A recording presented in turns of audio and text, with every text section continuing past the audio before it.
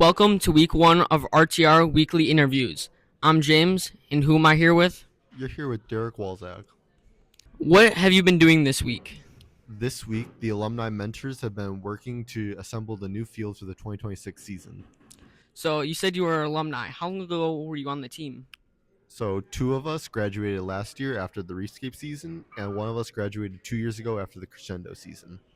What were some problems you ran into while building the field? One problem we ran into is this field is rectangular instead of having angled pieces, and we had to take apart parts of our old field to fix that.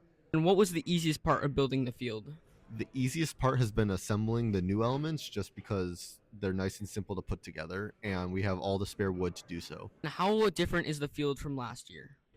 The field is a lot different. We mentioned how it's now a rectangle, but it also has field elements mounted straight to the sides of the field instead of floating in the middle, which makes it much easier to work with. What are your predictions for the 2026 season? For 2026, I believe you guys are going to win a blue banner at Wisconsin District Championship. Thank you.